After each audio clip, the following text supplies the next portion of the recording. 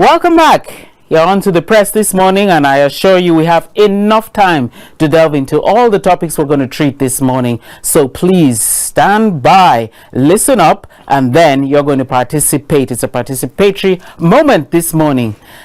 First thing first, I am Mikki, and I am not alone at all. I'm being joined by two gentlemen in the studio.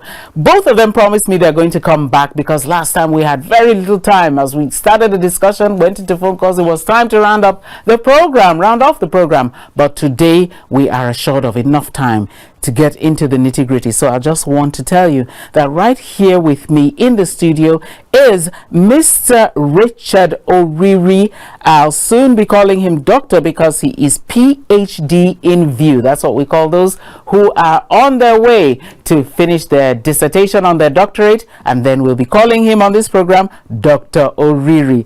In the meantime, you're welcome, sir. It's my pleasure. Good morning. Good morning. And I also have Comrade Sampraise Itomo, who also promised to come back, and they have lived up to their word and deliver like you. Thank you very much for joining us this morning. Thank you, Mikki. Wonderful audience. God bless you. Thank you for the blessing, the morning blessing. Okay, our first topic this morning comes from today's headlines as well, because for me, as soon as the Nigerian system has turned us all into roadside economists, now I have the vocabulary of POS, P-O-S. From there I have the vocabulary of ATM, ATM. Okay, so when POS came in, I generally threw out ATM because they were not at all functioning. And then mysteriously, the POSs were working, point of sales were working, but automatic teller machines were all dead. How so? It came to a head last, the election time in 2023 when there was this currency swap. It was a nightmare. Before then, I had already given up on ATMs. Then last Christmas was another horror story as well. All the time we were having phone calls of complaints. People were having horrible experiences, and to cap it all, the banks were now giving a lid. So you can imagine telling people to come in and collect 10,000 naira on the counter. In today's galloping inflation, 10,000 naira will not even pay your transport money from your house to the bank and back. What were you going to do with the little change?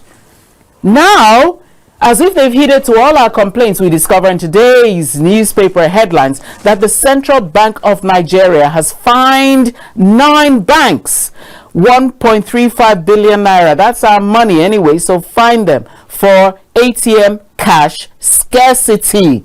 So that's going to be our first topic this morning. Let me start from my extreme right. Comrade, tell us about the ugly experience and what you think about this measure being taken by the Central Bank of Nigeria. I really applaud the CBN because now they've proven to us that they are innocent of the quagmire Nigerians have been plunged into over the years of cash trap.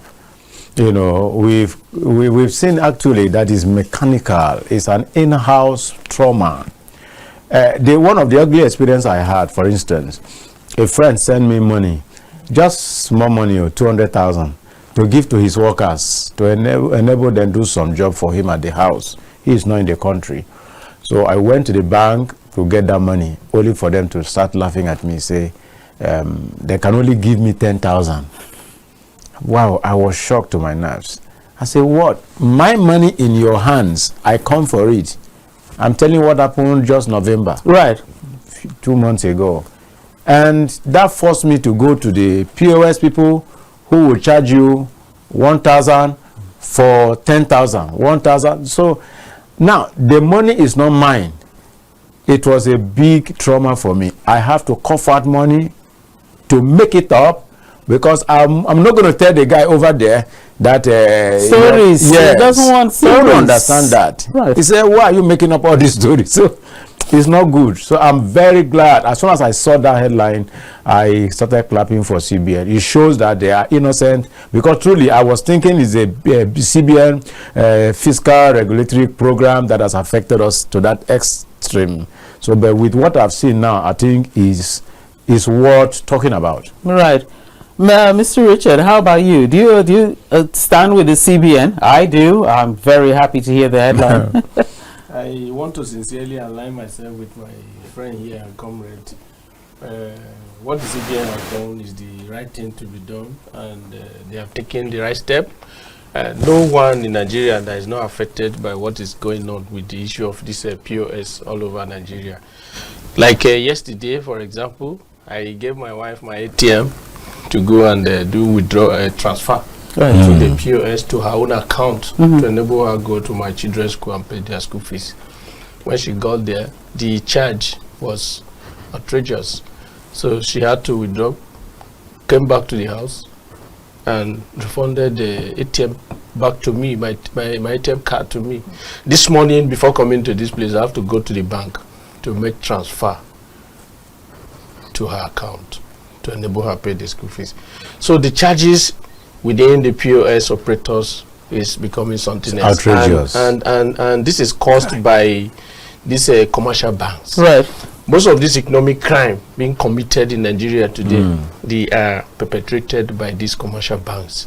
They are the ones selling this cash to these POS operators. It's true. And once they sell the cash to them, the best thing they do is to shut down the ATM machines.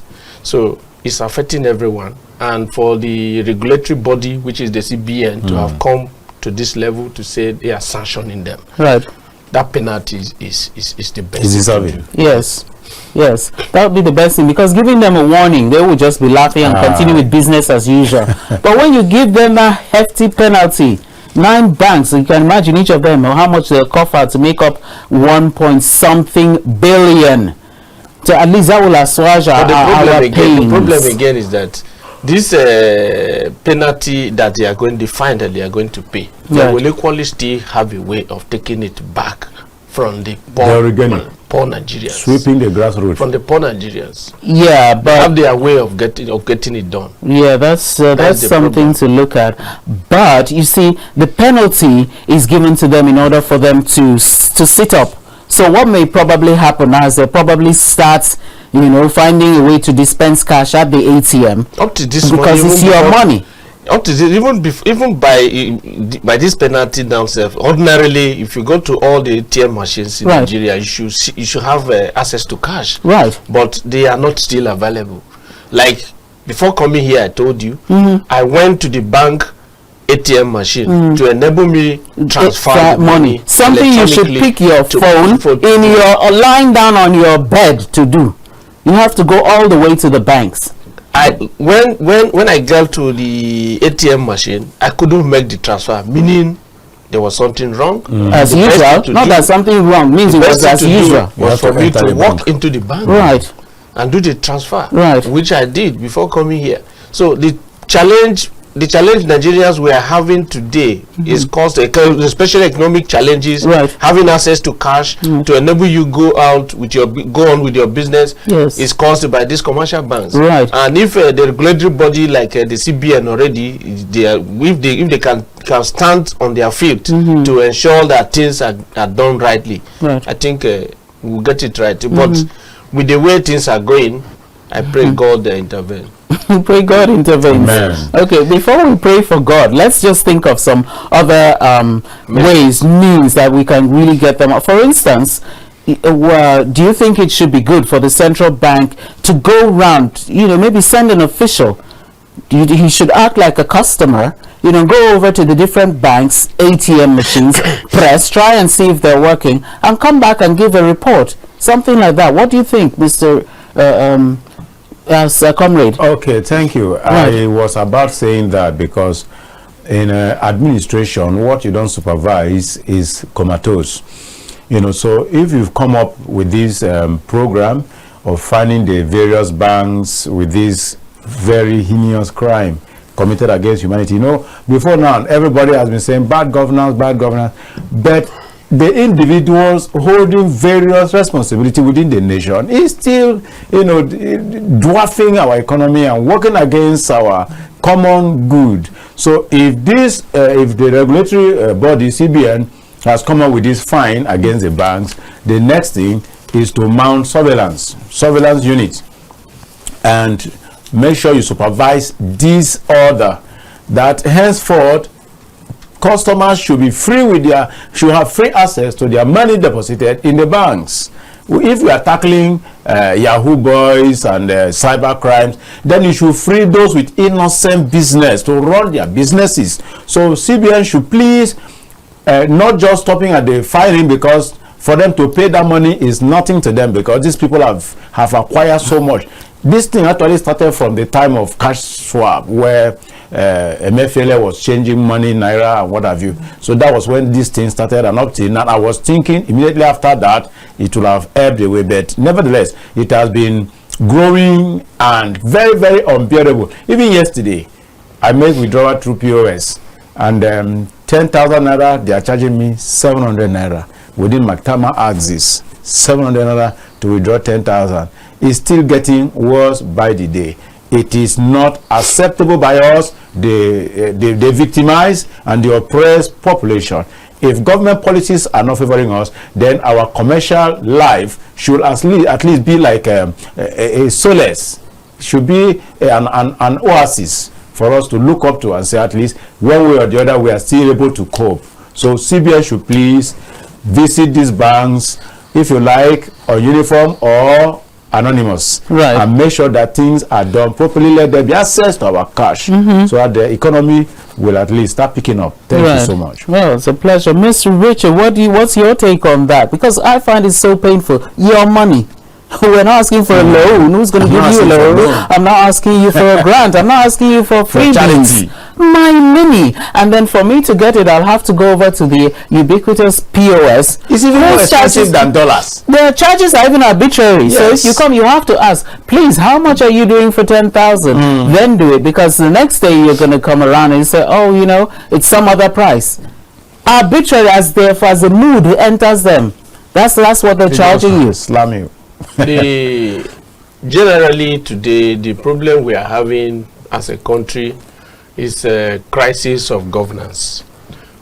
Governance, as we know, is the process of overseeing or managing society or organization. And going to the banking sector as an institution of government like the CBN, the lack governance process. And I said this because we are good in Nigeria for policy formulation, making laws, but policy implementation has been our challenge.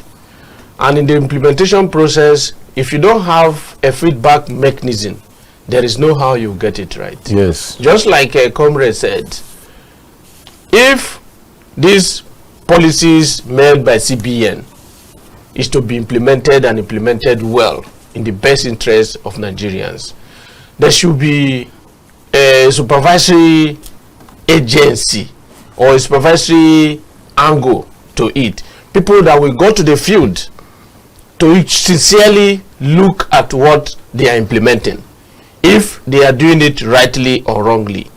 Then the information that they will gather from the field back to CBN will equally guide them on which way best to handle this situation. Right. But in the implementation process, the implementation now is what the commercial banks are abusing. They are abusing this seriously. And it's because of this abuse that has melted CBN to melt them on this issue of a penalty, this fine that they are fining them now. So now supervisory process is the problem. They should set up a monitoring team that will go to the field to ensure that these policies are being implemented in the normal way. But in the long run, the committee that they are going to set up again, they are still Nigerians. And they say it goes, we are in Nigeria, anything goes. But once those people that you see that are not ready or willing or will be committed to implementing these policies in your own way, the best thing to do is to fish them out. If they can winnow them and allow the good ones to remain in the system, there are too many good Nigerians. And we have bad ones, the bad, the good, and the ugly. Right. But if once they can winnow them and allow the good ones to remain in the system and show the other bad ones the way out, then we will have it right. Until that is done, we will continue rolling in this direction, and it's not good for the country. Right, not good for the country at all. I was wondering again, because even the debt management office, all the financial institutions are well aware of the inflationary figures for now. After all, even President Tinubu announced when he was giving out his budgetary presentation that his intention this year is to bring the inflationary digits down to 15%. So if he's bringing it down to 15%, which is already a blowout, then what is it at the current moment? So I'm wondering, how can then the commercial banks be asking us to pick up 10,000 naira in today's inflationary trend? Shouldn't something like that be addressed? So, comrade, what's your take on that? Definitely. Is the 10,000 naira not ridiculous, or is it very, very ridiculous, disdaining? Is a height of disrespect to personalities, because it makes you to become double-tongued at your economic and commercial life. And a lot of things that, for instance, sometimes if you are talking about transfers, it hangs. Right. So you cannot dismiss in a hurry the needfulness and usefulness of having liquid cash at hand. The e-money factor, the white man country that we are borrowing all these things from, their systems work. You can never have network failure. You can never have power failure, because let me take, for instance, the one I'm very familiar with, the American system. They are very transparent in their financial dealings. And a typical American youth doesn't know how to tell lies. If a boy breaks a cup in the house, as soon as the dad comes in, oh, dad, I jumped here and this cup fell. They tell you up front what happened. So that's why the process in their system is very transparent, and it's working to ease the stress of citizens. So if we are talking about internet banking, we should wait and grow into it with time, because our system doesn't work like it does abroad. So the needfulness of having cash with us cannot be overemphasized. We need our cash. Right. Encourage us, because also to make the money is not easy. If Mr. President is promising to reduce inflation to at least 15%, then there should be a collaboration from the various economic sectors. Right. Because it cannot be a one-man show. He's just there to give guide. Then we who are like on the players on the field, we should be able to be happy to help one another. That's actually the program of administration. Right. Making things easy to people and our commercial lives. Right. So I am in support of that, and we need a cooperation of virtually all both educational sector, the aviation, the banking, every sector in Nigeria. Please, let's come to this, symbiotic relationship of making things to work for us. It's our country. Let's build it up. Okay. Yeah, Mr. Richard, let's look at his ugly experience where he went to the PS today and lost 700. You're almost losing 1,000 on 10. That is it now. So, I mean, that's such a great devaluing. And then you now ask us to pick up 10 when we come all the way to the bank. And you must queue up. Like what he just told us. Do you think this is reasonable? Or do you think they need hurriedly to review this policy? What do you think? The policy is not helping us. Like he said, the other day I was on this channel and I argued on the issue of border monitoring system of the Interior Ministry. Right. Like all this policy, banking, internet banking, and all of those things. What you need to check first is to check the environmental factor. Right. Yes. You check a cultural issue. You check many things before you can export some of these things into even the literacy in the society. Now, majority of Nigerians, they dwell in the rural areas, and what they believe in is the handling of their cash. They believe in physical cash, and most of them don't even have accounts. Right. Yes. Now you are forcing them to making use of other person's account in order to receive money from their children outside the country. So now the problem is enormous. The best thing to do, if they can review it, fine and good. But most of these people that come up with this idea of e-banking and border issue and all of those things, they are bringing it putting their own personal interest first. You are right. In front. Because what they are going to get from it is larger compared to what Nigerians will get. And the moment they check that their interest supersedes the interest of the poor Nigerians, they go ahead implementing it, because they are what? They are the one overseeing the affairs of the country. So that is one thing that is, there is no issue of nationalism in it at all, in most of their policies that they are bringing to us. Because if you are to implement any policy, if you are to introduce any policy, the first thing you do, you check the benefit on the side of citizens. That is first. National value. Yes. You check the interest of the country first. And who are the country? The citizens. The citizens. So most of these things they do, they consider their interest without considering putting the interest of the general public into consideration. And while we are suffering this now, they are there happy and making profit a lot, making a lot of profit. If they can review it to see how this thing will be readdressed, I think it will be good for Nigerians. Right. Well, actually, that policy was not really introduced by the Tinubu administration or by the current CBN chairman. It came right from in fact, not even from Emefiele's administration. It came in during Mohammed Sanusi, actually. So he introduced Nigeria to cashless policy.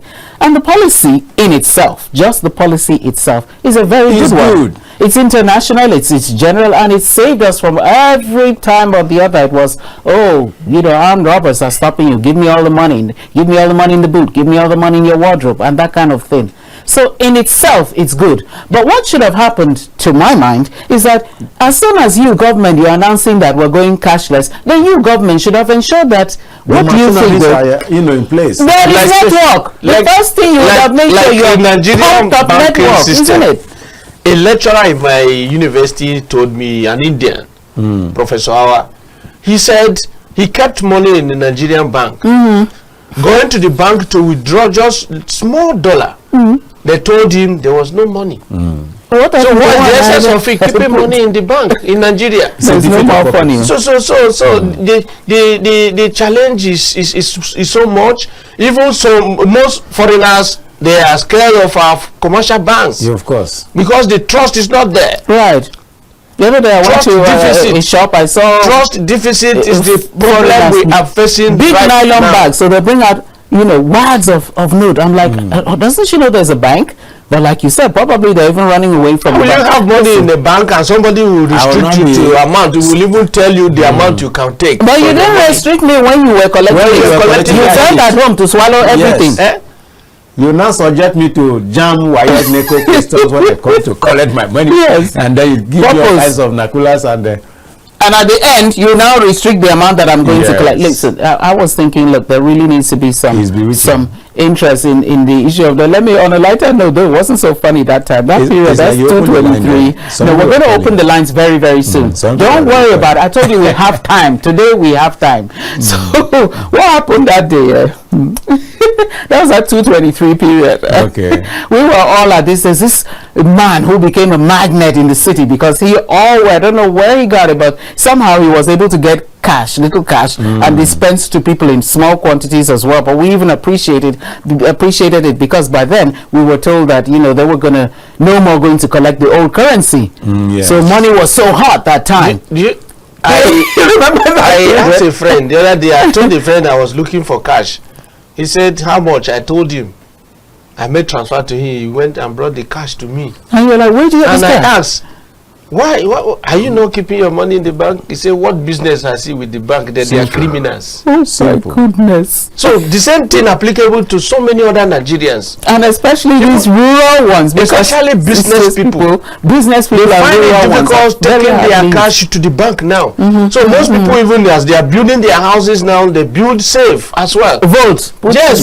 Safe box. Set aside one room for your cash, and right on the ground or any, or then you put vote inside. Your soul should be straight jacket. As I'm laboring for my money is coming, I should not labor again to access it. It's unacceptable. Nigerian banks are they say they are criminals. That is how they say they are criminals. Oh, they have no business supported. Supported. So anyway, this as we were all gathered around there for the small thousands is going to go, when this woman came shouting with another young man walking up very penitently, saying, I've told you, I don't have bank account. I've told you I don't have bank. I told you I won't accept transfer. She was yelling. So we were like, Madam, cool down. What's the problem? She said, oh, he came over to eat at my place. And what is even paining her that he wasn't the one eating. He brought somebody. Okay. He was really to make then the lady, after eating, said, I'm going to transfer. I said, I told you. I don't know what is. She didn't say, I don't know what is transfer. I do not have an account. Do you know it's already a minus? My goodness. I mean, business. If I'm selling this phone 10,000 and you come to buy it, you are making transfer. My money is no longer 10,000. So it's a minus. And we're even facing the minus. We're willingly facing the minus. And see, you're not giving us the network. We are not even complaining about the minus, because every time our money is undergoing a drop. Go to the ATM or POS, and then you will not pay the POS people money to still withdraw that 10,000. So what are you now getting? And then the worst part of everything, when you transfer, you're debited. Then when you receive, you're debited. I mean, it's a lose-lose situation. Everything is. We are still paying the debit. Why will you then still be restricting us from the amount we're going to get? And then not opening up the ATM. So like we all I think we're all in consensus that this act of the CBN is good, but let them go further on and make sure and supervise it, make sure it all goes through. Supervisory role should be in place. Mr. Richard, what's just give us another take on this issue so that maybe we'll switch up, because we have a lot of topics to take. Just like he concluded, the supervisory role. They should ensure that the supervisory role system is strong. Right. And get honest people there, so that, you know what, something that, let me tell you something, there was a Governor Donald Duke. When he was the governor, Cross River State, Calabar kept winning back-to-back cleanest state, cleanest city in Nigeria. And guess what was his secret? When these trucks carrying the debris, rubbish trucks go out, there will be another truck supervising them. Okay. You know? But guess what? They got to know. But what they didn't know was that there was another truck supervising the supervising. Well, absolutely.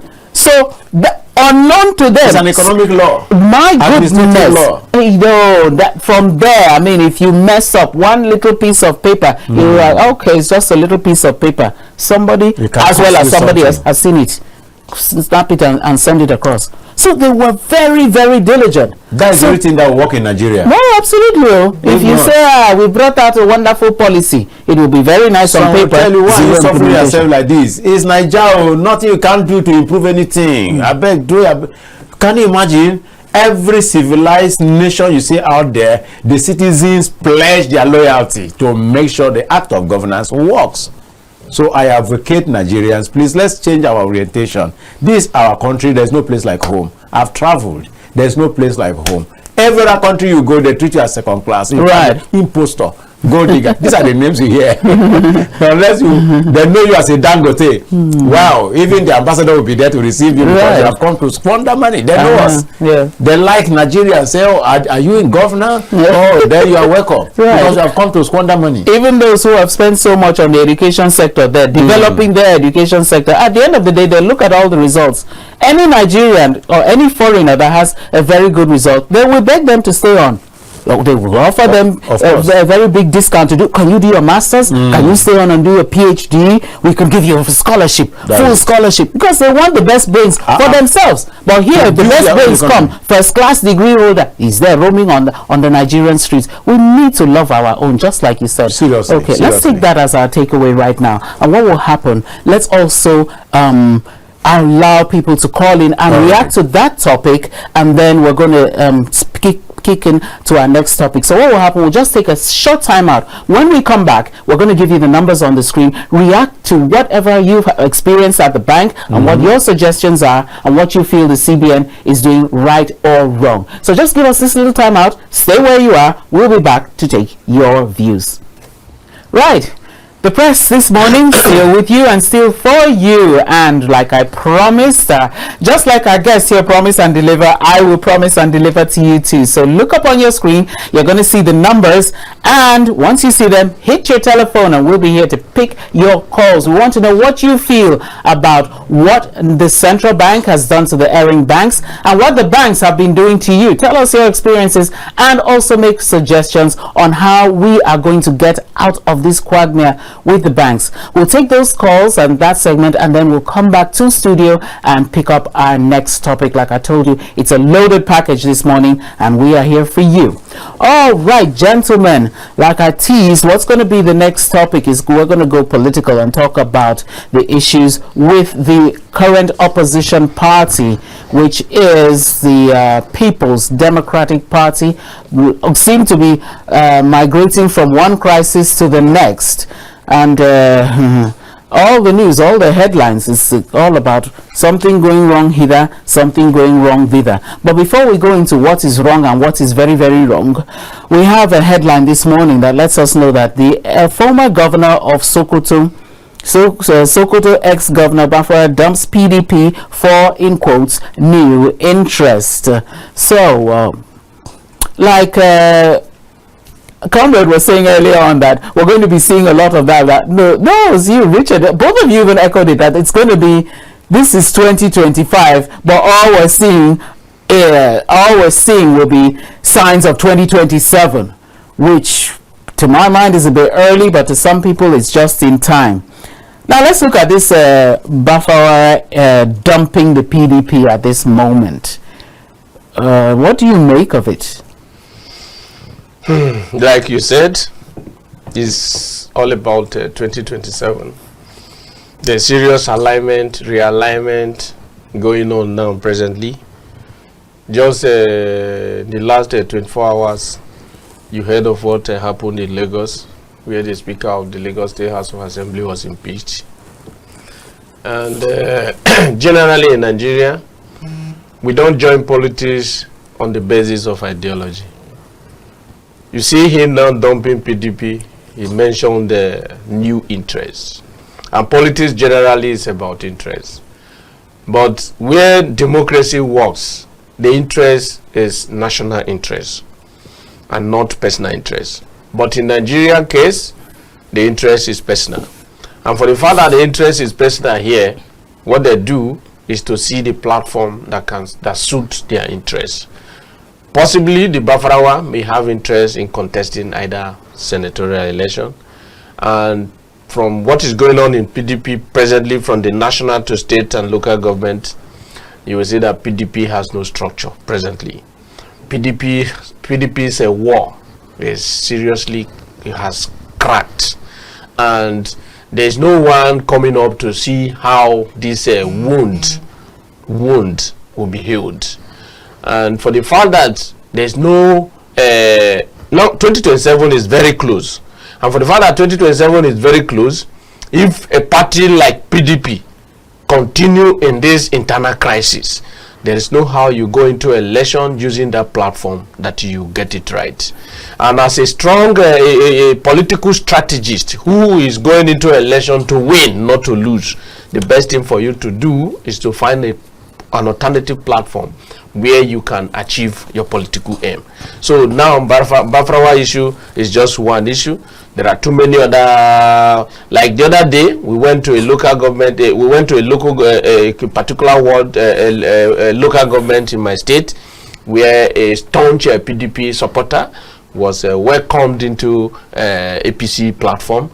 So it's not just in Bafrawa case. Too many other people, they have been decamping, and there's crossing carpet all over to form new friends and see how they will restructure their own system, their own structure, to enable them do well in the coming 2027 election. So it's a general political scenario in the country.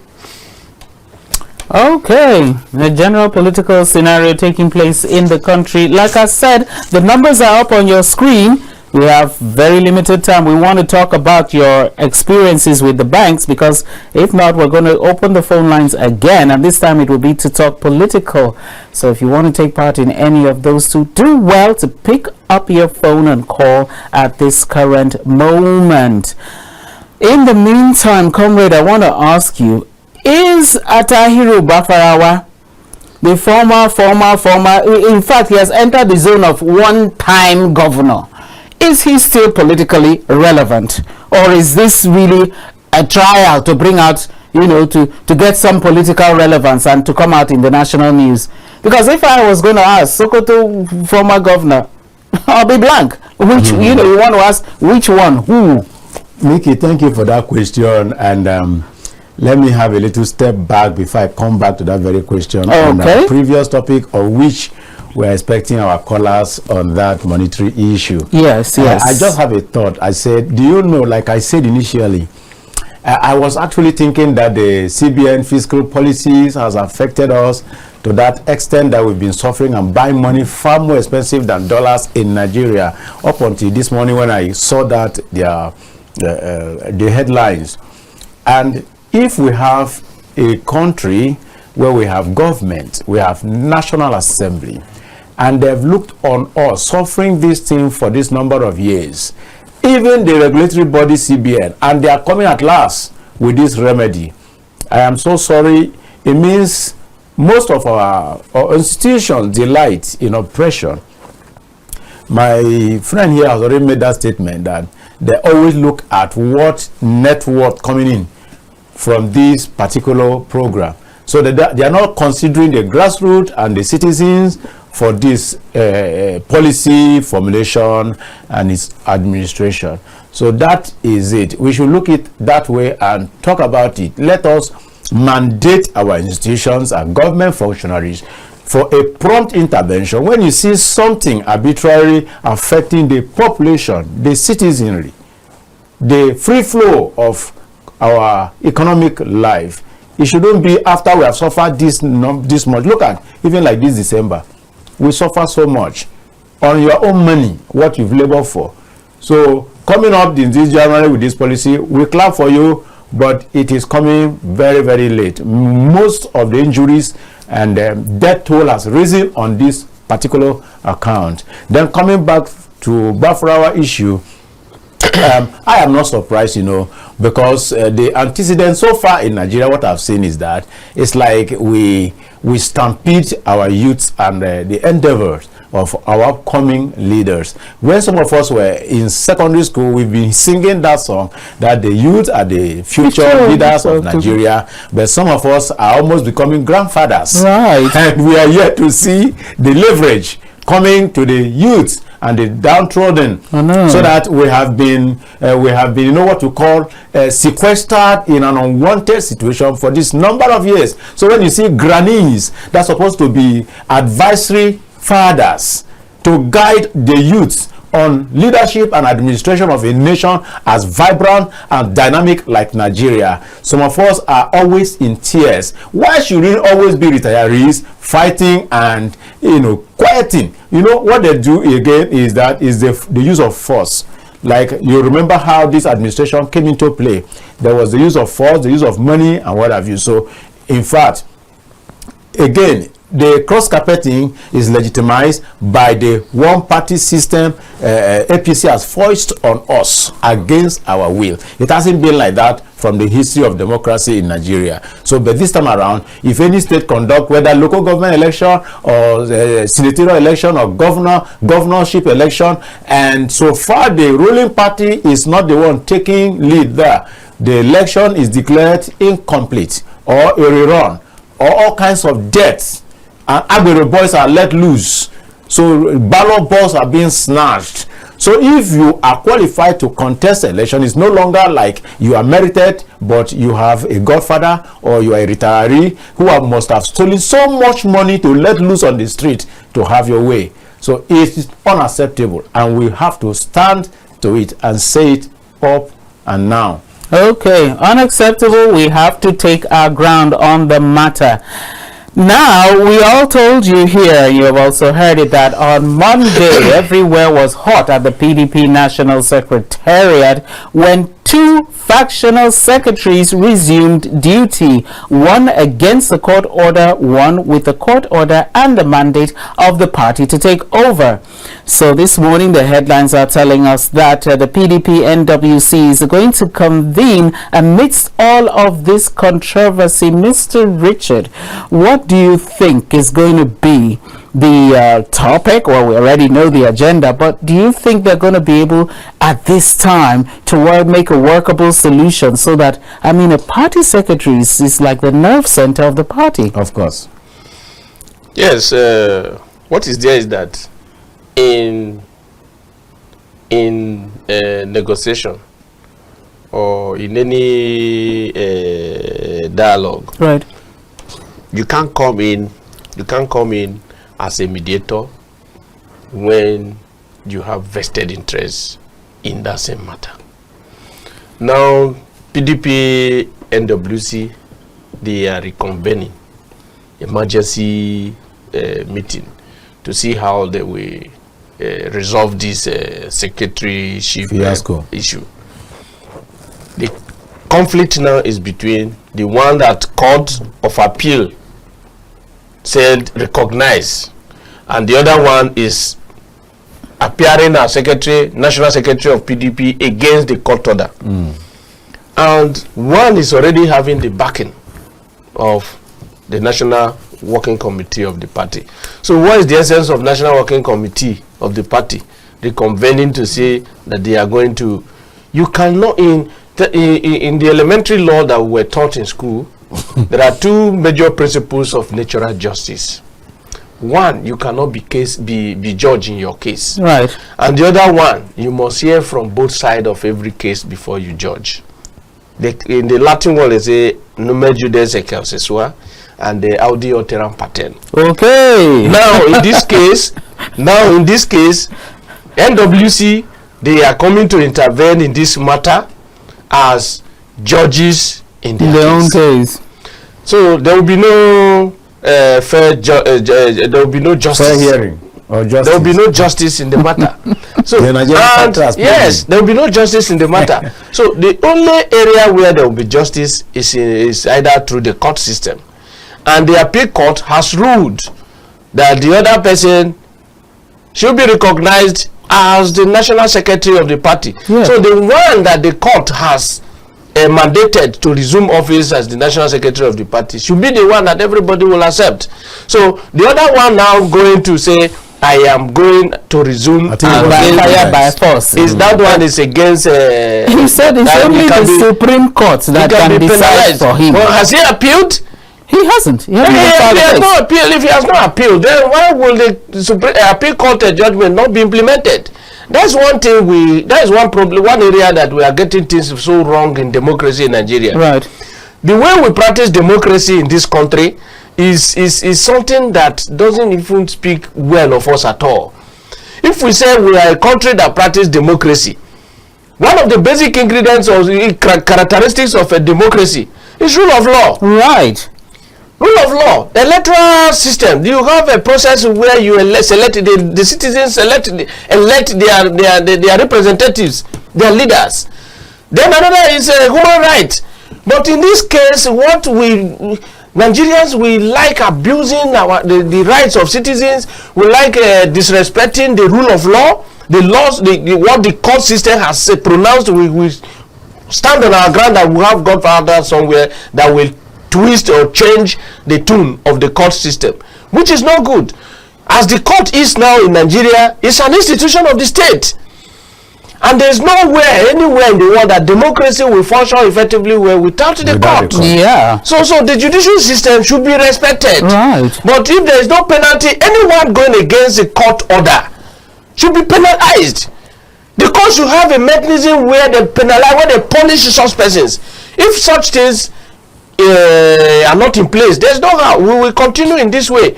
So the national secretariat of the party already, as I said earlier, PDP, they have already made it known to Nigerians that they are still not ready to take power. And for the fact that they are not ready to take power, they are losing membership every day.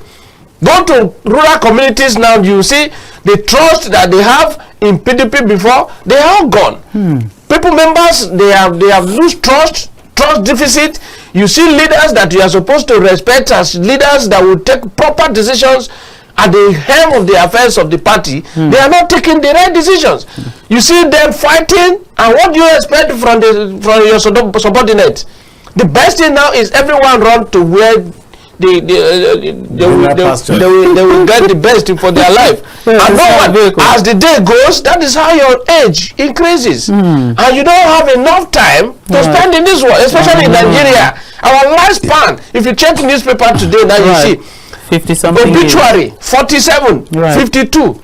So if you don't think inward to see how you utilize the opportunity God has given you now to be alive today and create impact in the society before you leave, then you can stick yourself to one political party that doesn't have direction of where they are going.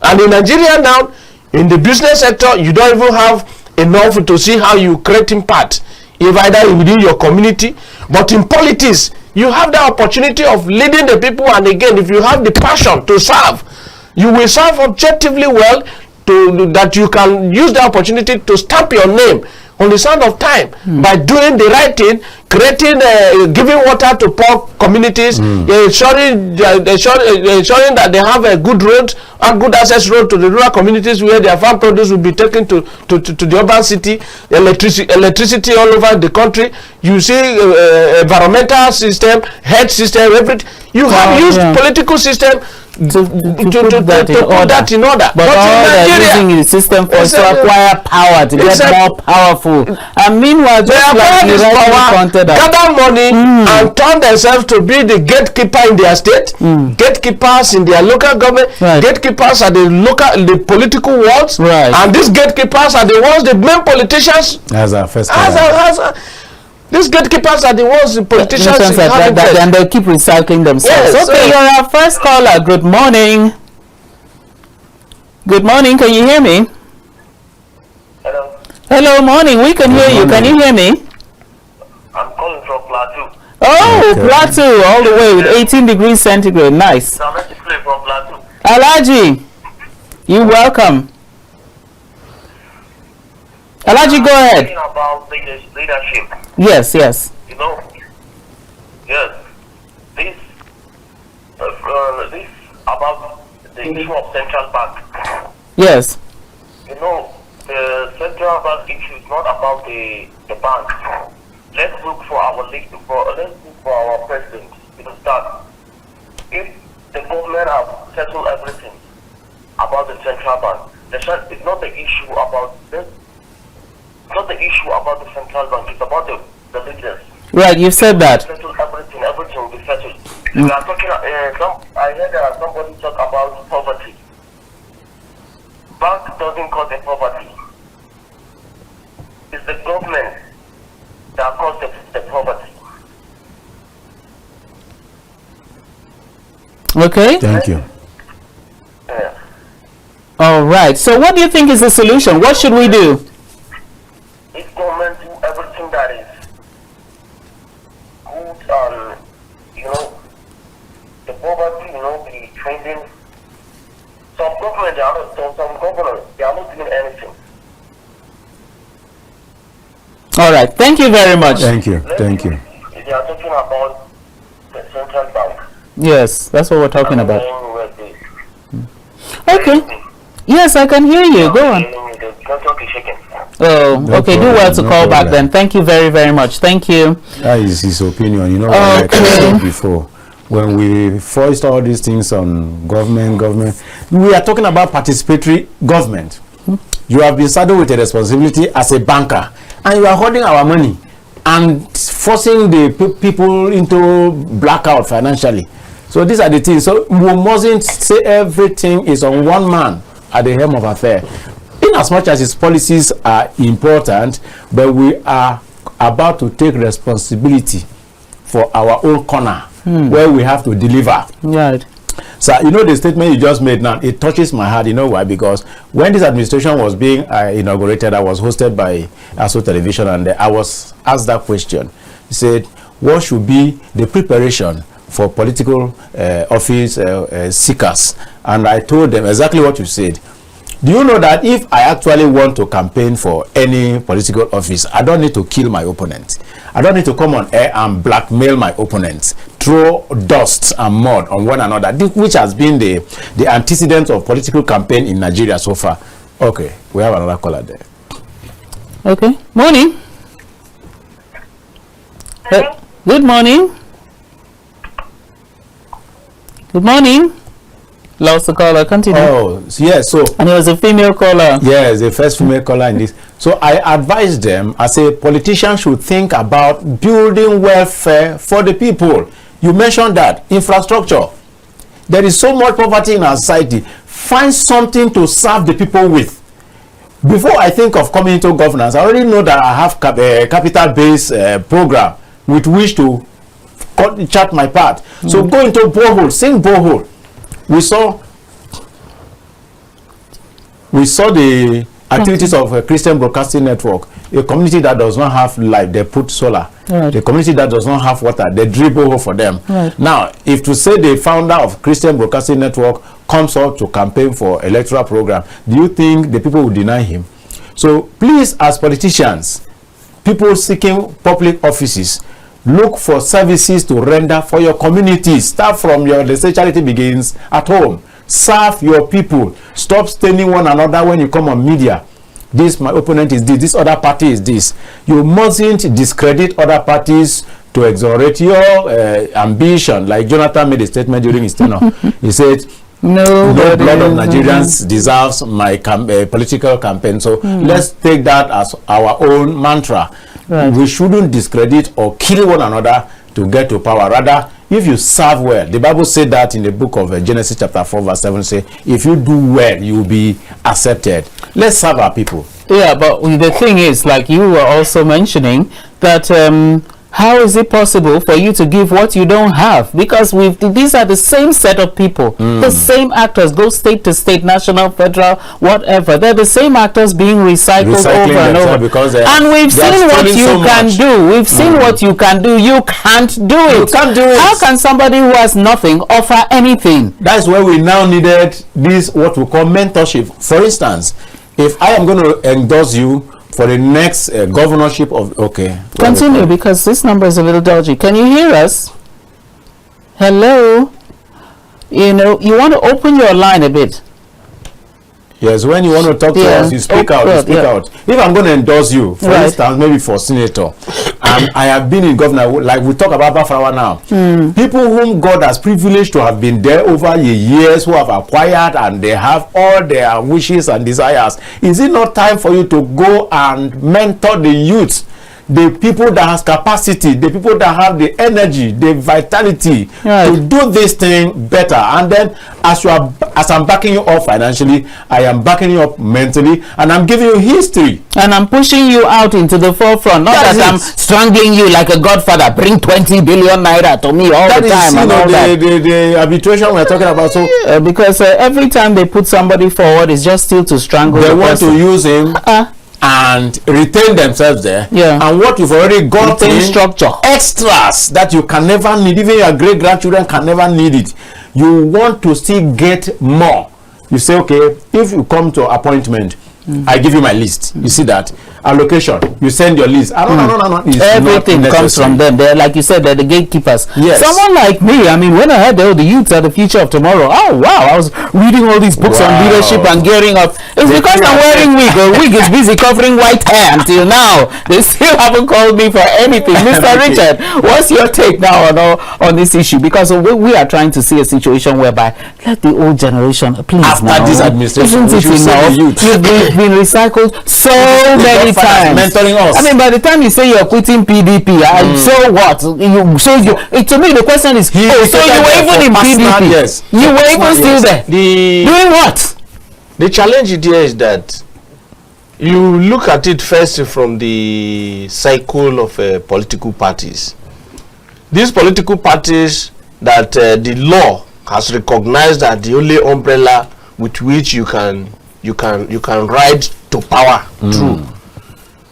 Are they making it easy for even those who don't have money to participate in this electoral process? Very important. They are not making the environment conducive for those who don't even have the fund. True. And for that reason, people who have the ambition to contesting for any political office, what they do is to rally around these gladiators. The same gladiators like Bafarawa now, they are the owners of these political parties. Yes. The gladiators who formed the parties.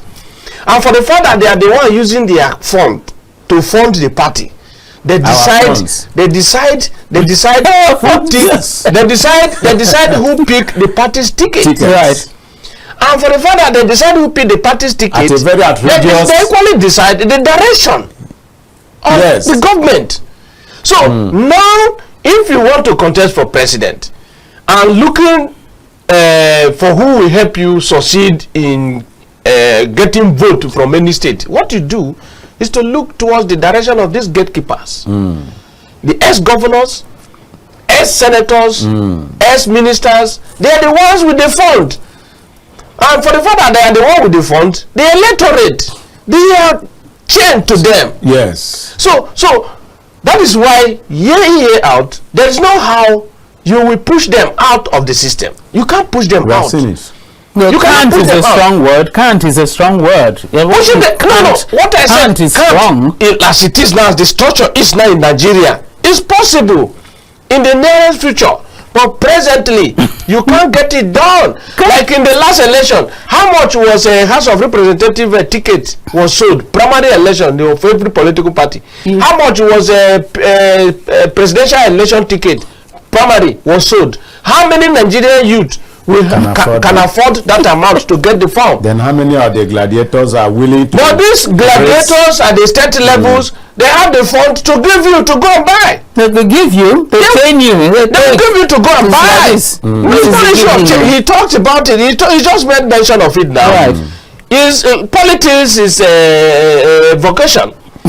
And in vocational training, you have to learn. Right. There are too many people within the circle under that leadership of the gladiator that are learning. And from among you, he can select whichever one he knows that fits which position. Yes. So that is why in almost all the states, there are too many factions. Even within the political party, they have factions. All of them have factions.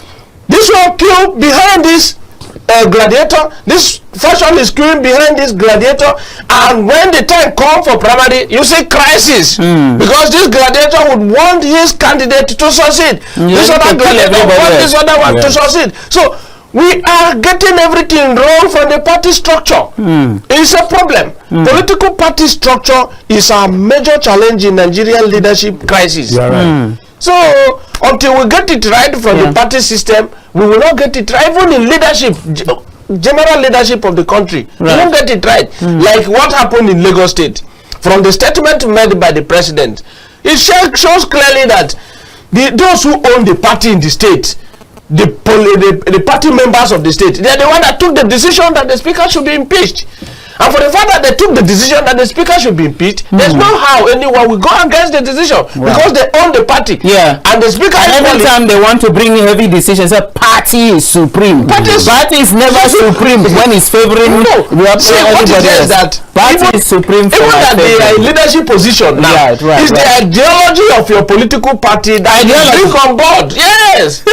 It's not the ideology. That is the manifesto. Yes, the party manifesto. Party manifesto is stated in their constitution, in the party constitution. They have their manifesto. Like now, if I want to join any political party now, ordinarily, the best thing to do is to look for the constitution of the party, go through their manifesto. If the manifesto suits your interest, you join. If it's in line with your own personal ideology, you join that party. If this other one is in line with your personal ideology, you join. But in Nigeria, we don't even look at the party's constitution to go through their manifesto before we even join. So what we do, we join political parties based on the friends we have that are in that political party, based on the leaders we know that are our mentors, the people who want to be their mentee.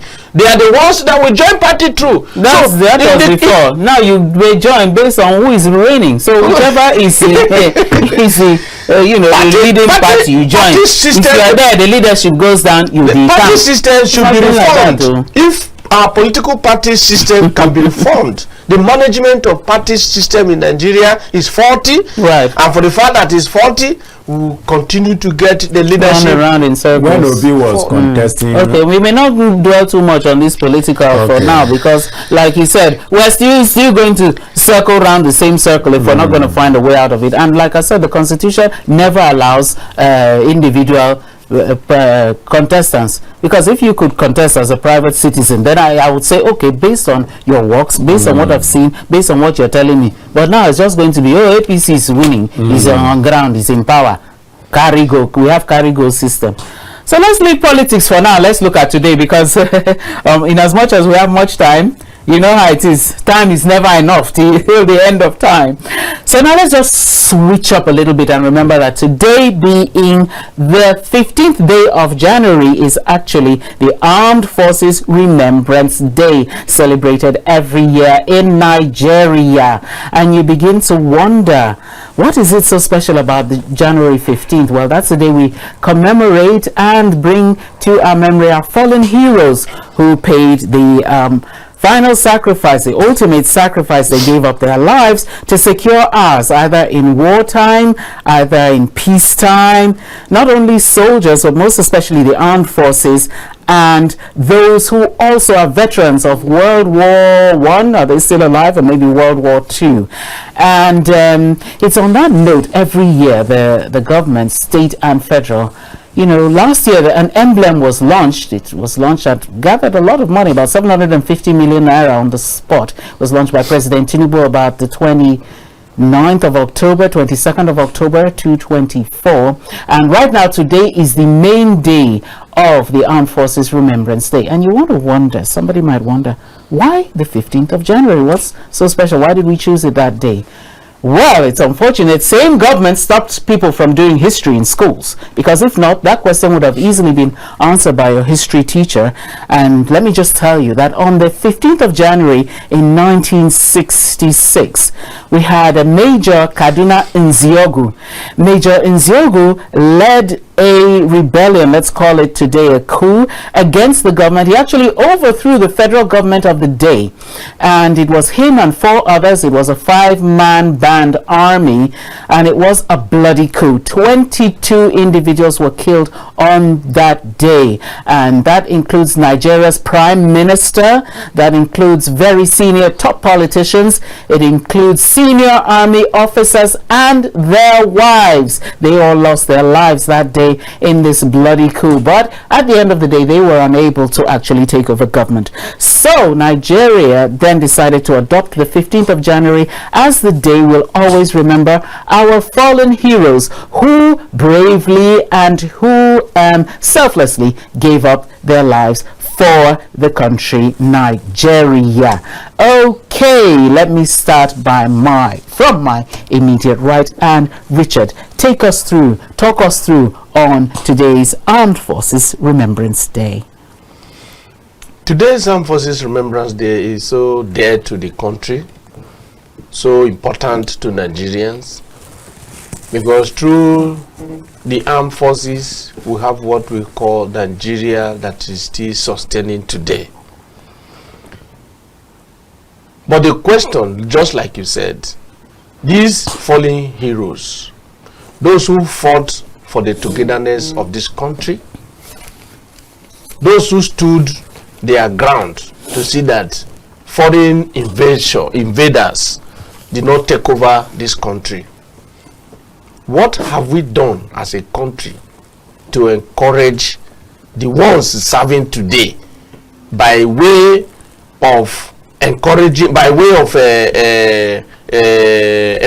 the families of these fallen heroes? If you go to communities, villages, like in my village, you see many Nigerian retired soldiers suffering. Majority of them can't even afford their medical bills.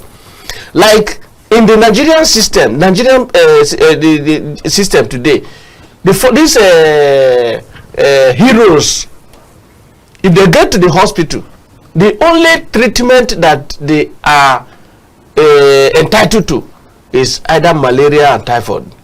Every other sickness around you is your responsibility.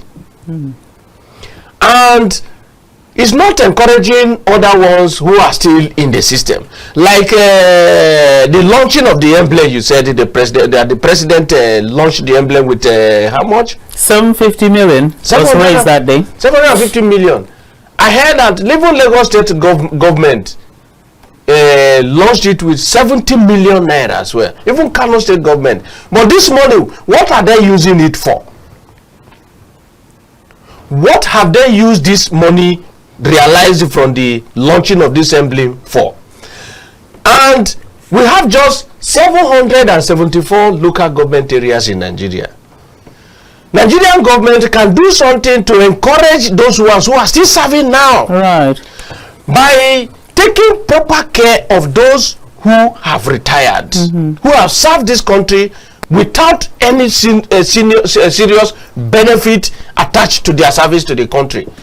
Like in my place, if you ask any young person to go and join the military, said you don't mean well for me and my family. It's not encouraging. And civic responsibility entails you giving back to your country. Proper responsibility as a citizen. You give you discharge your responsibility as a citizen to the state. And we can do that, and they have been doing that through the military. The military today, I see them as the best citizens in Nigeria.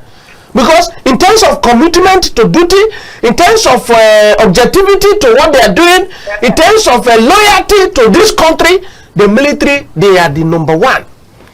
But at the end, look at the other day, I saw on national television where Femi Falana was defending some Nigerian soldiers. Let's see if this call will go through. Sorry.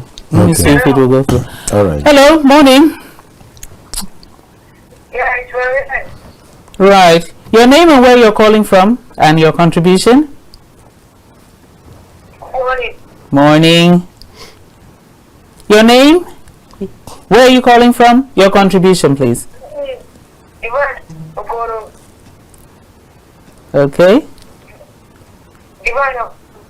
Divine, where are you calling from? Onisha. I love you so much. Oh, we love you too, right? We love you too. Thank you very much. Okay, thank you. Thank you. Keep watching KAFTAN television. That's probably devoted watcher. Okay, devoted viewer. Media disciple. I just a media disciple. Nice to have you. All right, sorry. So, as I was saying, the Nigerian government can do better by taking care of those who are retired already. Yes. And they are there in almost all the local government in Nigeria. And those of them who are living in the city, there should be a mechanism where the government will create possibly a small estate within every local government and ensure that they deploy every retired Nigerian soldiers to their locality.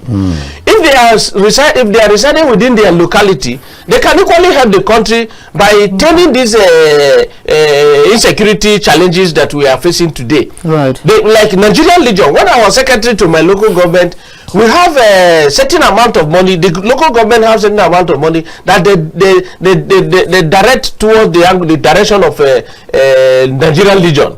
The Nigerian Legion, they manage vigilantes within the local government because they have the experience already. And if we can encourage them, some of them, you know, when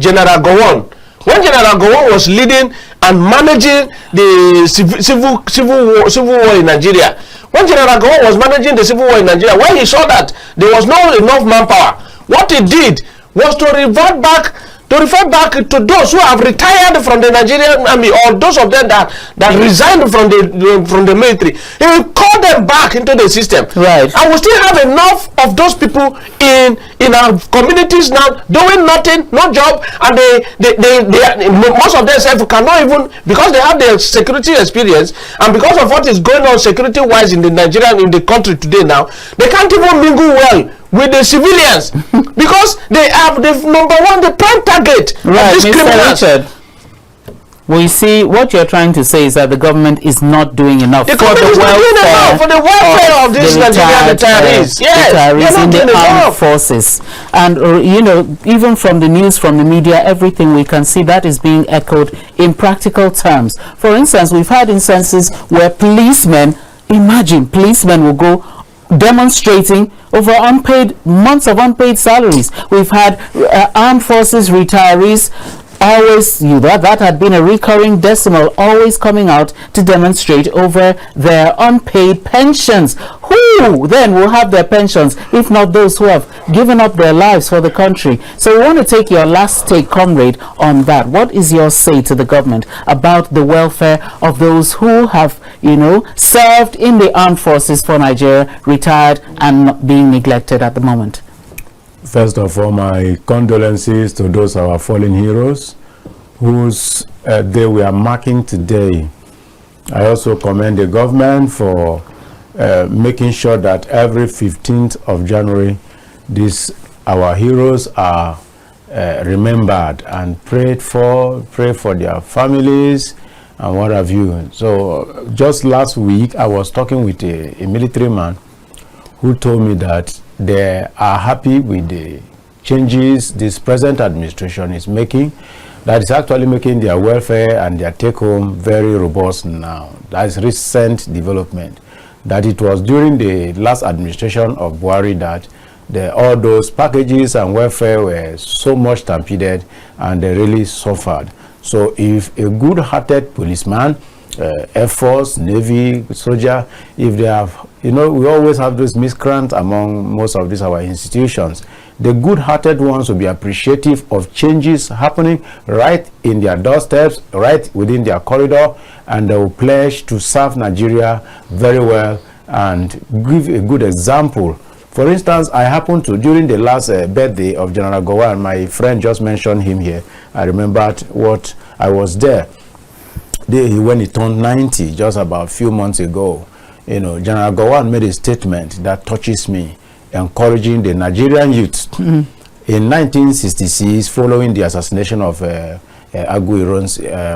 course, Johnson, Gowon was introduced as the head of state. He was not the one who killed Ironsi, but he was mandated to resume as the, all right, the head of state. He said that the youth, he was 31 when he became president of Nigeria.